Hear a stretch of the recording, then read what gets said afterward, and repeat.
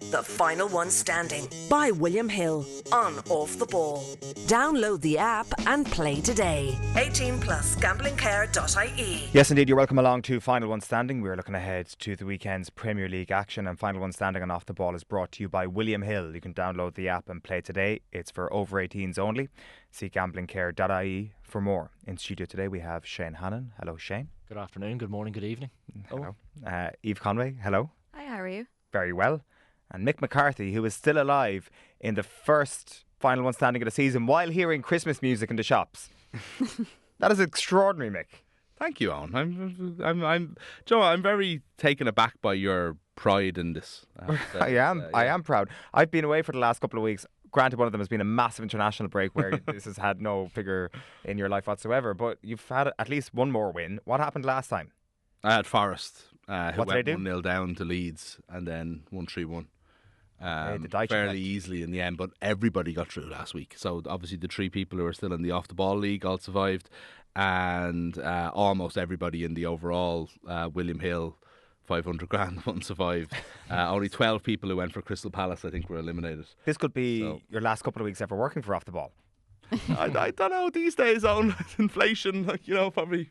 What teams do you have left that you haven't picked? So, not that many at this stage. So, my only home options this week are Burnley, Wolves, or Leeds, and I haven't picked an away team yet. So, I kind of think my only option. Sorry, this is in the overall one. I have. I might have to go for Villa in that one away to Leeds. It'll be my first away pick. But I do in the off the ball one still have Bournemouth, who are home to West Ham. But they were beaten 4-0 by Villa the last time, and West Ham have won their last two games in a row. So I'm just tearing my hair out. It's absolutely insane. It's a terrible affliction to be this far into it. What would you do with the money? Do you want the boring answer? Yeah. I'd pay off our mortgage and go to Disneyland.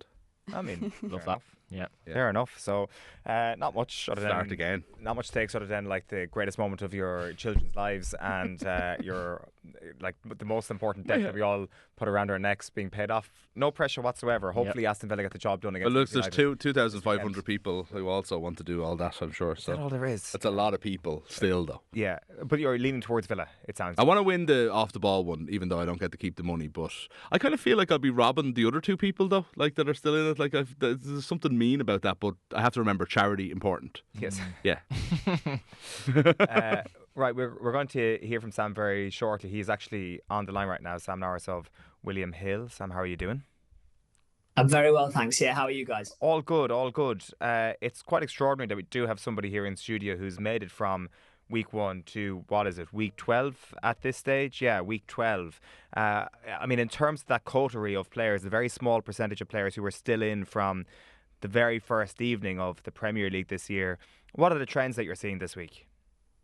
Yeah, I mean, that is a phenomenal effort to get this far. Can count themselves amongst the 1%-ish of players who've made it from the start of the season to now.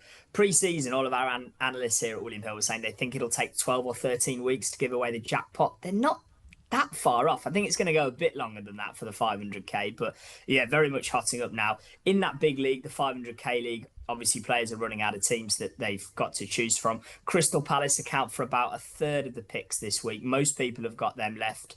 They take on Wolves, who are the only winless side in the top however many divisions now. I'm a Wolves fan myself, so I've lost count of how far you have to go down the pyramid to find another winless team. Very much get the angle there with Palace. Bournemouth are the second most popular pick in the 500k league. Then Manchester United to beat Everton. Those three teams account for about 2/3 of the total picks in the big league. It's a little bit different across the board. Liverpool are the most popular pick across all of the leagues this week to beat Forest at home. And Palace is still second in that regard as well. So, yeah, those playing for 500k are hoping that Wolves are going to taste defeat again this weekend. And they might just be right as well. Yeah, it's really, really interesting. I think the home thing, the thing that Mick has just said there a moment ago, I mean, it maybe informs him of the most important thing behind his logic all season long. It just feels that is just weighted massively in terms of how people who are actually good at this game, unlike a lot of us here, actually kind of proceed with their logic. Yeah, very much so. I mean, I went out in week 2, so I'm the last person to be talking about how best to play the game. But yeah, you're right. Those sides that are home and are odds on are always popular. And don't forget 2 differing deadlines this week as well. If you're in an existing league, you've got to have the bets on by the 12:30 kickoff, which is Burnley Chelsea. Obviously, Chelsea they are away, but they are odds on. And for new leagues, if you're getting involved with a brand new league this week, the deadline is 3 p.m. so you can swerve the lunchtime game in that regard, which is why we don't see Chelsea quite as high up in the numbers as we might do, because they're not available for people playing in a new league this week.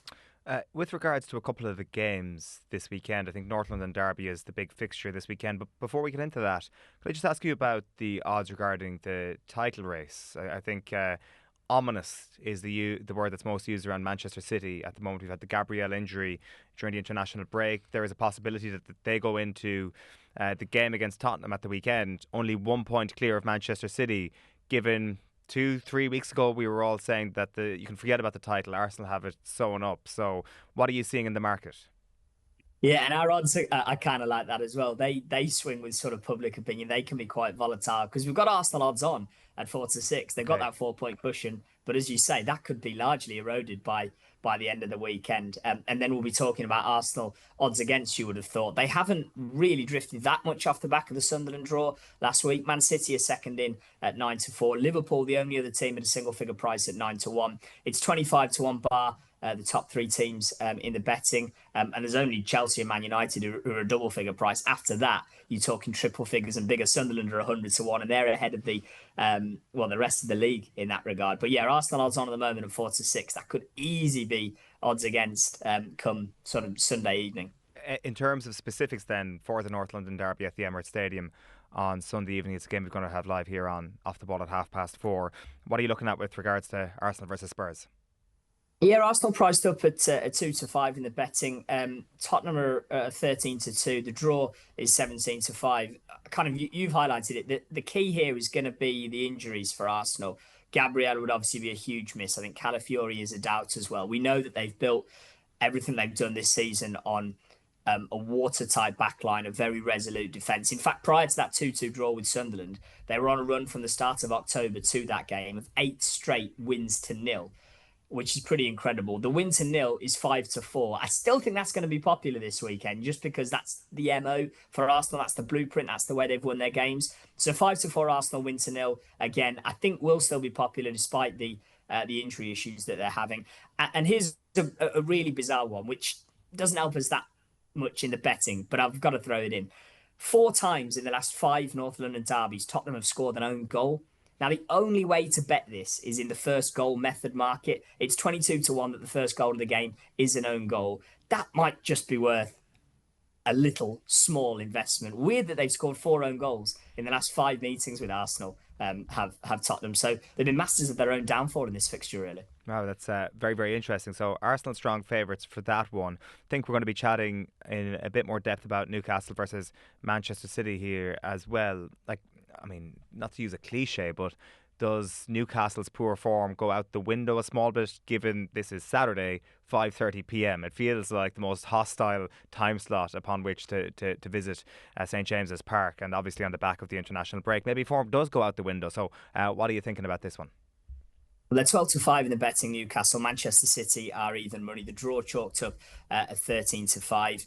I would be a bit nervous for Newcastle in this one. They've got a horrible head-to-head record against Manchester City, winning just 1 of their last 35 Premier League meetings. And whilst that stretches over a long, long period of time, when you just focus on Eddie Howe's managerial career, he's winless in 18 Premier League matches against Manchester City. That might be an even more damning statistic. He's lost 16 and drawn 2 of his games against Man City. He can't seem to find the formula against Manchester City. That's the most, by the way, that a manager has ever faced another opponent in the Premier League without winning a game. So he's long overdue a victory over Manchester City is Eddie Howe. And I do kind of worry for them, Newcastle. You're looking at player markets as well. I think Jeremy Doku is going to be very interesting in this. I thought he was the best player on the pitch when they beat Liverpool 3-0. He scored in that one. He's been very productive over the course of the international break. He created 8 chances against Kazakhstan when Belgium drew 1-1. All right, they didn't actually convert any of those chances, but those underlying numbers will be good. He scored a couple of goals against Liechtenstein, got an assist there as well. He's 5-2 for an assist, 17-5 to score is Jeremy Doku. And you've got the score and assist, or score or assist markets that you can play in as well. I think that could be the cornerstone of bet builders today. I've been very impressed with him recently, and obviously played well for Belgium. And in terms of epic boosts as well, I can't tell you what the epic boost will be on this match, but what I will tell you is that the last 5 Manchester City epic boosts have been Erling Haaland to score. So check back with us Saturday morning, see if that's the case again. Okay, we're checking in before kick-off on that one. Elsewhere, what else is catching your eye, Sam? I know Liverpool versus Forest is one that's going to garner a big audience here, and the same with Manchester United against Everton on Monday Night Football.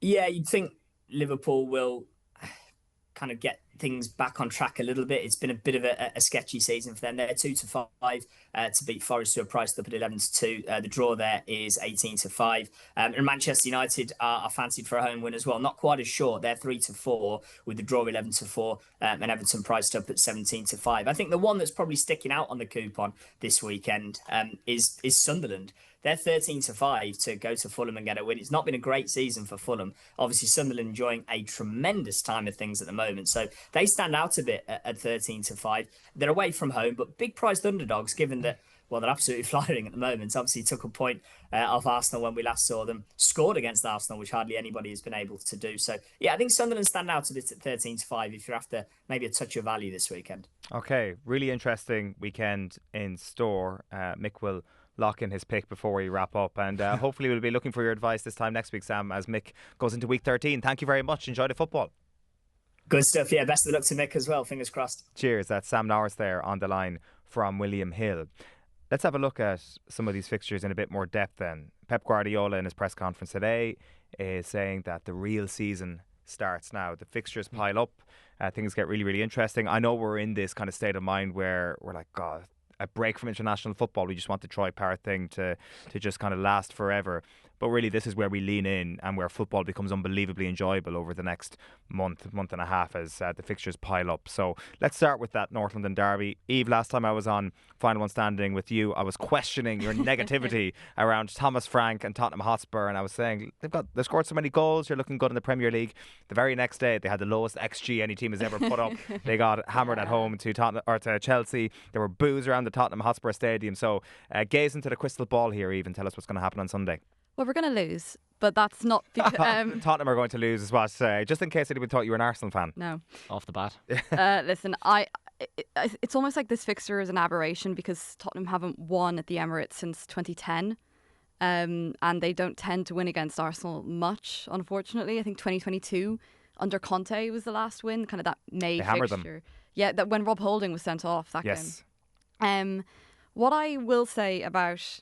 I've calmed down from the Chelsea fixture now. I was nervous about it and then I was furious about it. But we had a good kind of Champions League fixture then following that.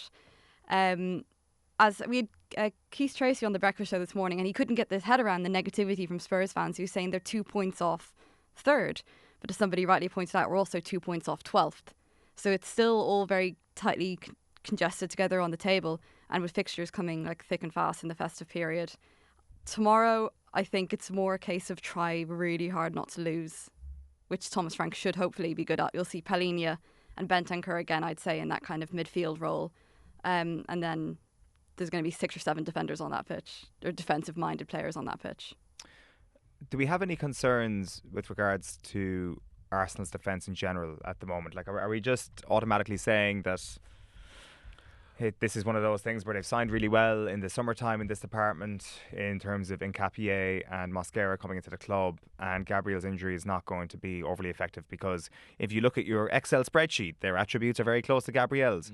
I'm a little bit concerned, maybe not about this fixture specifically, but I'm quite concerned about what the impact of the Gabriel injury is going to do to Arsenal's title challenge. I think they have proven that they can have a season that gets thrown off the rails in dramatic fashion over the past couple of years. And until they do not do that, I will continue to think that that's a chance. The idea of Manchester City breathing down their neck and now their second most important player after Declan Rice this season getting a significant enough injury. I think these are the sorts of things that could expose a flakiness in a team. So, but yeah, like all of that has logic, but I think it comes from a point of assuming that there's a flakiness there. Correct. Underneath, and I do think that I think that Arsenal are built in not just their personnel, but in the way they play and their style to be solid. And sometimes we've been critical of Arteta putting that extra player in there over times. And I really hope during this Gabriel injury that isn't an invitation to go overly negative, because I think you put in, if Mascara played very well when Saliba was out injured, so let's see if he can do that again. Maybe I don't know if he's a left foot, right foot. That's the is thing. he worried about those things? So who would it be then? Hincapie or something? Yeah, okay, not Hincapie, no. Not Hincapie. Okay, yeah, all right, okay. Someone I've probably read the name of a lot more than heard over the years. Okay, right. So he comes in. That's what you have cover for. There's a lot of people, and I'm not one of them, who would question how good Gabriel actually is. It's an ongoing debate, and I think one thing here is we will probably find out now in the next 2 or 3 months, or the next month and a half or so, just how good Gabriel really is. But I do think that having that setup and I don't think Calafiori is out for any kind of a significant. He could play this weekend. Yeah, so I don't think he's out any kind of significant. And having Timber and him in there with Zubimendi in front, I think that's just it's not injury proof, but I think it's a really, really good setup. And I don't think whatever about disimproving without a really, really good player like Gabriel, I don't think it's a flakiness. No. And I think that we concern for flakiness in Arsenal is because of maybe something that was there before, and I think a mental fragility that I think they've possibly overcome or look like they're on the way to, but can be accused of in the past. I don't know if it's been an actual physical flakiness where they're just going to, open up all of a sudden. They've been a very good defensive team for quite a while now. That very good goalkeeper as well. Yeah. But the thing is, the goalkeeper hasn't been required for the majority of the run that Sam was talking about there. David Raya's most involved game for Arsenal in a long time was actually the game against Sunderland. So Sunderland exposed Arsenal to a degree to which they hadn't been exposed throughout the entirety of October. So this is all part of the paranoia. And then it's the City factor as well. These things don't exist in isolation. Again, to go back to what Pep is saying today, he's talking about the feeling that he had in the past, where he had to fight incredibly against Liverpool, the feeling where you can't drop too many points. When the distance is too big, it's difficult. Now that the international break is done, we have games every 3 or 4 days, and the real season starts now. It kind of feels like he's got into this is real mode at this point, and it kind of feels that Manchester City are not going to drop too many points over the coming month. But are you in a position where you kind of see, I've heard a couple of people say Arsenal are one of those teams, because they haven't done it before and because they've been second so many times, they need to walk the title. They need to do what Liverpool did in 2019. I feel that way to get over the line, because it's one of those things that I understand the feeling, but it's not overly realistic. You know what I mean? If they're the best team, they might have to win a tight one. And I completely see where you're coming from. I'm not even disassociating from it. I just wonder, are this team that have their own story and are there to tell it and are able to prove themselves? And I think this is a good week for them, because it's such a big match. You come back from international break, you're home to your biggest rivals, you're going to be mad up for it. They're not in the best of form, and I don't think they're as suited to play them as, say, a Sunderland might be, or as teams might expose them later on. But they have been just passing the test consistently all the way through so far. Yeah, it's worked out well. A couple of big home games after the international break, like to have Bayern come into town as well on Wednesday night. Chelsea next weekend, a few big fixtures for Arsenal the next week or so. But were there any concerns as an Arsenal fan watching the Sunderland game? Were you concerned at the full-time whistle, or were you thinking, no, this is a Sunderland team that are doing really well? It's actually, maybe in hindsight, not going to be a bad result come the end of the season to get a point at the Stadium of Light. Should have won the game as well. Yeah, I think the result. I think a draw at Sunderland is not a bad result, no matter what stage of the table you're at. And I think Arsenal played very well in the third quarter of that game when they were under the pump, when they had to come out swinging in that second half. And they ended up doing enough to win the game, and they didn't win the game. So I think that's one of those that you just kind of chalk off. But as I say, two factors. One is that the amount of opportunities that Sunderland created, it was the first time that had happened in quite some time. So is that going to be a one-off, or is it going to be the beginning of a trend? you lose your best defender in the middle of that, then you start to worry it could be the start of a trend. Yeah. That Sunderland Arsenal game was the first. I think that was the first game week of the new final one standing league, and I chose Arsenal. But I said to myself, away from home. I either will jinx Arsenal, which would be good for as a Tottenham fan, or I will get through to the next round. So it's kind of a win-win for me, even though I lost. Yeah, like I mean, if it's Brian Brobby's goal was inspired by Yves Conway, that's what the situation that transpired there. So yeah, if you had a clean slate, who'd you be backing in this game, Mick, as the oracle? I wouldn't be going for either of them, but I think Arsenal will win. I do. Sorry, Eve. Spurs away from home. I don't know about Spurs away from home. And they are the strength. Freer and everything like that. Ironically, maybe I'd feel more confident with Spurs winning at the Emirates this season than at the Tottenham Hotspur Stadium. Yeah, I understand that. It's not necessarily too much about Spurs. I think Arsenal, with possibly City joining them, then we'll have to wait and see. I still think it's only about 3-4 weeks since City lost badly at Villa. Let's wait and see on the City thing, right? But I think Arsenal are on a different level than Spurs. I think they're a better football team. They're further along in their journey. They're very solid. I would naturally pick them, Tottenham won at the Etihad, let's not forget, as well this season. So they've already gone to one of the top two and got all 3 That's points. Fair, yeah. Let's move on to Newcastle versus Manchester City then. I feel like the bit of the reading that I've done and the bit of podcast listening that I've done over the last 24 hours in terms of previewing this weekend would suggest I'm out on a bit of a limb here, expecting a really, really tough game, and that Manchester City might actually drop points at Newcastle United. It's I think you hit the nail on the head when you said the timing. Saturday 5:30 at St James's just gives people a modicum of hope that this could be a decent game. But then you look at the fact that Man City can, ahead of Arsenal's game on Sunday, move to within a point of them, put the pressure on them massively. So Pep Guardiola will be using that in his pre-match discussion. You'd imagine that we need to put the pressure on Arsenal for every single week, and every week that they have a game before Arsenal, that will probably help them. Newcastle's so strange. When Harvey Barnes scored that goal against Brentford just before the international break, I'm thinking, they've responded well to the West Ham defeat, but then they go on and lose 3-1 in that game as well, and they look brittle. And a team that I don't know if Eddie Howe knows where they're headed over the next couple of months. Like between now and Christmas, it's going to be massive for Newcastle. It's going to dictate whether they're looking up or down. But this I don't see this as being a close game whatsoever. Like a sort of a 2-0, 3-0 away win, which. Is that what you're thinking? Yeah, which I wouldn't usually call it St James's Park because it's horrible. But they looked so brittle before the international break, and maybe the international break came at a good time. But they look shattered. On confidence and shorn of it, so those were away games though. They capitulated to Brentford though. Really bad. It was kind of shocking, to see that they just sort of and Brentford, very very hard team. We've talked about this a good bit on the show, that they're very very hard team to play against at home. But at the same time, you go 1-0 up. It was Brentford sauntered to the win in the end. I think that there's a sort of a sense of the St James's Park game as a barometer. Arsenal won there, that's massive. Liverpool obviously had that mad game there earlier in the season as well, when we were kind of trying to judge them and got over the line. But I don't know if I don't know if we're living in the past a little bit with what this Newcastle team is this year. They did the same thing the last time they were in the Champions League. They just did not perform in the league, and they didn't have it. They weren't able to turn it on. And they face a very difficult away game at Marseille then on Tuesday. So where your focus is as well. Tight turnaround, yeah. Very tight turnaround. The focus has to be here though now, because this is, you know what I mean, what are they, 14th in the league?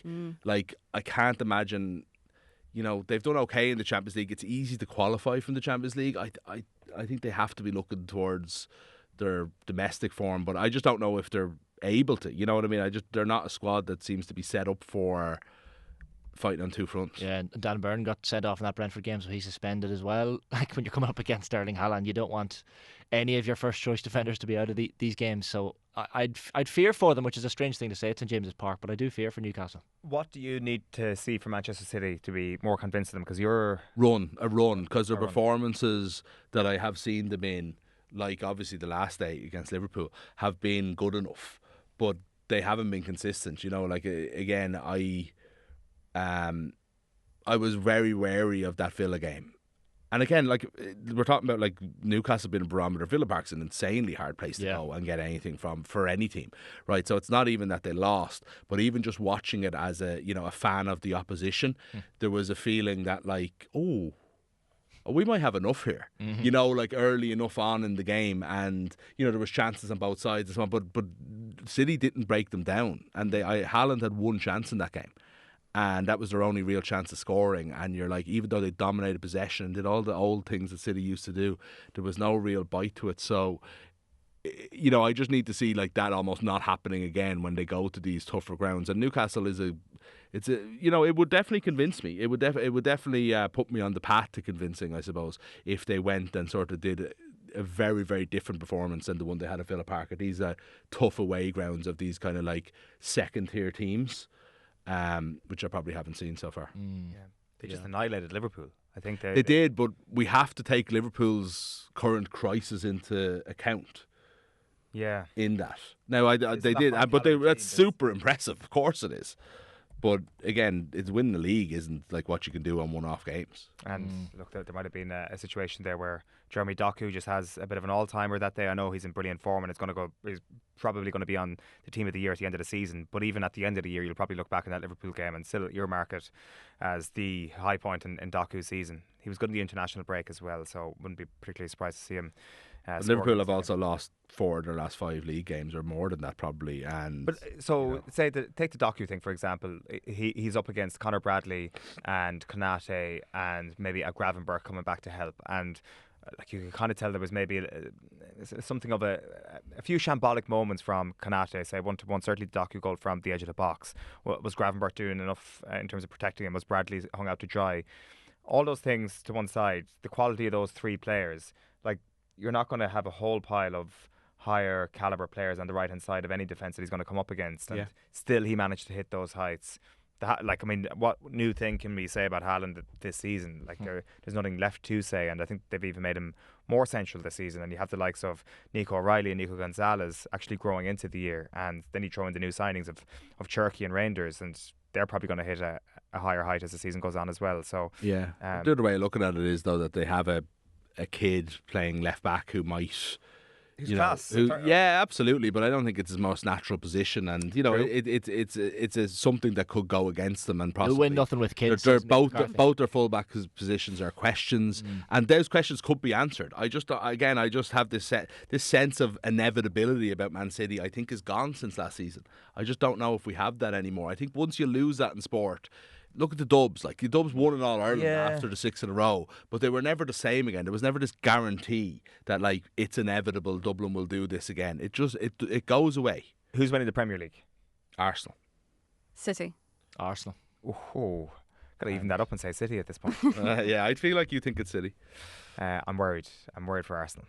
Let's move on to the next fixture, which will we do a bit on Liverpool Forest? Kerry Yerra. See, this is like it's classic. He's bringing the Kerry stuff into the. But it's not Yerra-ing for the sake of kind of like they won't hang me on this. I'll keep them all ticking over Arsenal saunter to league. This is panic. Like this is. But there's no reason. It's not to be Yerra-ing just yet. Like, Arsenal have been ultra impressive for 95% of the season, maybe more. Like there's no reason really for you to be worried. It doesn't really matter. I'm a neutral observer in all of this as a of course as esteemed professional. I'll sleep well at night. Actually, no, I sleep terribly at night, regardless of what happens. So it's all good. Liverpool versus Nottingham Forest. What's going to happen here? Do you think that Liverpool are going to bounce back from that Manchester City no-show? Do you think it's going to be one of those where they come out fighting and Mo Salah answers his critics and Arne Slot is racing down the touchline against a resurgent Forest under Sean Dyche? I know it's a prediction show, but we don't know. Like, cause it's just after the international break, you should be making Sean Dyche's perfect predictions. Yeah, Sean Dyche is like they got their win. They beat like a really poor Leeds team at the City Ground. But like, if Forest are back to being a competent team again, this is the last team that Liverpool want to be playing on the return. Right, let's kickstart our season. You know, like their form is awful. Like I'm just looking even at their thing here. Like they've a +1 goal difference. Liverpool have at the moment. I always find that's a mad way of looking. You know, it's like they've won 6 games, they've lost 5, they've drawn nothing, and their goal difference is +1. They've been a fairly consistent calamity at this stage. You know, and don't forget they won their first 5 games. Yeah.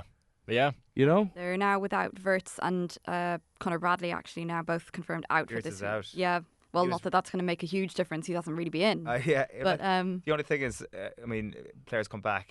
Alisson being back, by the way, that's massive. Remember that Huge. Philly at Anfield against Manchester United? He looked so fragile, if you use that word again, but fragile.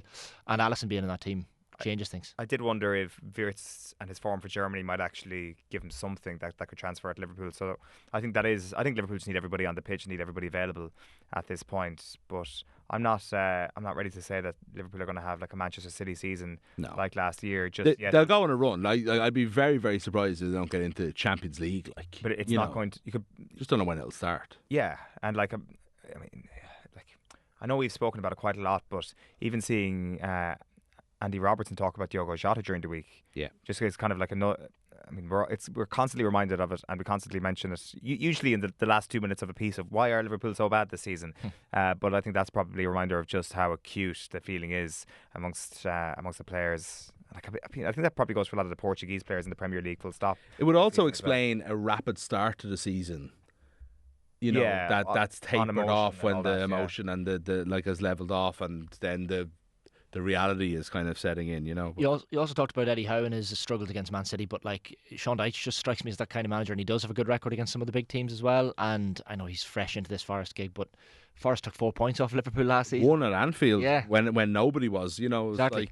And they were brilliant that day. They totally deserved it as well. So yeah. One of the other pieces of big news that's come out today is that Cole Palmer has broken his toe. So he's come back from a groin injury and he's stubbed his toe. It broke.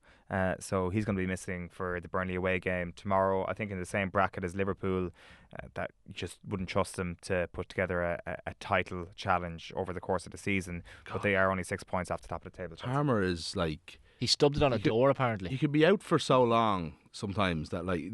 Did you hear Palmer's name at all in all the conversations about Rodgers and Jude Bellingham this week? No. Do you know, like, he's almost not part of the conversation. It was like 6 months ago that was his Bellingham or Palmer. What about Phil Foden's assist though? For us, put it on a plate. Something else. Do you know what I mean? I think it's so. Especially leading up to you can go down World so Cup. quickly in a World Cup year. Yeah, World Cup. It's kind of exactly what he didn't want to happen, and for it not to happen on a training ground or on a pitch or anything, to happen at home is just a bit of an odd one. Yeah, so that's a further blow to Chelsea. Will we round things off on United versus Everton? It's Monday Night Football. I mean, this is a pretty tasty fixture for Monday Night Football. To be fair, David Moyes has a famously terrible record at Old Trafford, including for Manchester United. Very good. But he does, all things considered, have a terrible record with Everton at Old Trafford as well. So no problem for a resurgent United, Shane? From October Manager of the Month, Ruben Amorim. Yeah, of course. Player of the Month, Brian Mbeumo. It's a strange one because, like, Old Trafford is not the kind of place that a Monday 8 p.m. fixture strikes fear necessarily. Like, it's not like Sellers Park or a City ground. I don't think Old Trafford on a Monday night under lights really scares any team. They've had some terrible results. United at home. What time slots do scare teams?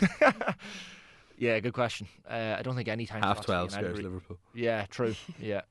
I don't know. Like this United team have shown, like, there's a lot of concern about the Africa Cup of Nations and losing the likes of Brian Mbeumo and Ahmad and Mazraoui maybe to a lesser extent. Onana will be fine. He can head off. But there are the couple of draws before the international break. Like the table could have looked so much. Like, if United had held on to beat Spurs, obviously they ultimately had to grab a result at the end. But also against Forest, again gave up a lead and fell asleep after half time. But the table could have looked so much better. Look, it could have looked so much worse as well. But if United pick up a win on Monday night, all of a sudden, they're up there and they're certainly targeting. I don't know what United are targeting this season. Probably 6th is the limit of their expectations. You would have to say 6th. I think would be really good considering they were 15th. If they win on Monday night, they'll have 14 points out of 18. Yeah, like that's a run then. Yeah. I think if you add one, you kind of the two draws on the back of the 3 wins. You add to that. You sandwich that with a win, bookend it with a win. I think you have to have real conversations about United not being in form. United Strand get the scissors out is what you're saying, basically. Well, they're unbeaten in October and Everton haven't won away since September. Yeah. So you're telling me there's a chance. I like Everton though, I have to say. I don't know. I think there are a couple of players short, but there's something about them I like. I don't know. I think that combination of Grealish and Njai is just is exciting. It's just that they have no striker. Yeah. You know, That's the rumour, isn't it? For January, they're going to go after Troy Parrott on loan. That's what people are. I would say no, but note from Troy's standpoint on that one. very much so. Yes to Everton. We got to wrap this guy in cotton wool. From a United standpoint, like Lisandro Martinez's imminent return is hopefully it's like that could be a game changer. It's like getting a new signing into the team. How's he going to handle the fact that we're going back to George Graham ball? Yeah, good point. 4'7". It's hard to know, but they've like, and it's probably, this sounds terrible, but it's probably a good time for Benjamin Šeško to be injured. Like, he just hasn't hit. He hasn't been firing on all cylinders in recent games, and he's obviously been unlucky with injury in the last game as well. So I like the United team when you have Cunha, Mbeumo, and maybe a Mount thrown into that front three as well. So that'll be an opportunity for them to do that again on Monday night. And I see United winning this game. And I haven't been confident talking about United in recent years, obviously, but this run has certainly brought back belief. Enter 3-1 home defeat to Everton on Monday night. But there is something about the United team. They are, again, I'll use this word, less fragile than they have been in recent years. Do you think Manchester United are going to finish higher than Liverpool in the Premier League table? No, I don't think so. Do you think they'll finish higher than Tottenham Hotspur? Yes. Do you think they'll finish higher than Chelsea? No. Okay. So I think Champions League. I don't know if Champions League, because I have the feeling that fifth. Sorry, but could I don't know if Sunderland can maintain it. But it is. Likes of, like Sunderland, Bournemouth, these sort of teams can. You left out Villa. Yeah, true. Yeah, maybe sixth or seventh is a realistic target. And Sunderland. Plenty of time next week to talk about Aston Villa. We've indulged your ego enough. No, I meant in terms of United finishing ahead of them to get into the Champions League, which they would have to. Of course, and same with Everton, Newcastle, and Fulham. Well, that's unfair. They haven't finished in the top 6 in the last 2 years. Shall you be selecting Aston Villa this weekend, Mick, in order to give your kids the trip of a lifetime to Disneyland? They'll also pay off your mortgage. Villa or Palace? I have to pick an away team. It's terrible. Villa or Palace? You can take off those. We have to go, right? Wolves have a new manager. That's a disaster for me. Mm-hmm. Wolves were the easy team to go for. It's like I ultimately think Rob Edwards will fail, but he might not fail for the first 2 weeks. Yeah. So you still have Villa available. So you've held on to Villa for this long. Again, I have them in the overall league. I don't have them. I had a swap with Bournemouth. I have Bournemouth available in the off the ball league. Okay. I don't have Villa in that. So for the big money league, you have to choose Palace or Villa away from home. Villa or Sunderland away to Fulham. It feels like you need a little bit more time to ruminate on this. I need more time. We will I come don't back want to give to it away either on that.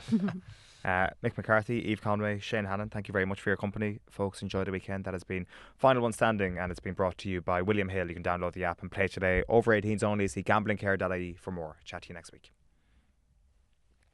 The Final One Standing by William Hill on Off the Ball. Download the app and play today. 18 plus gamblingcare.ie.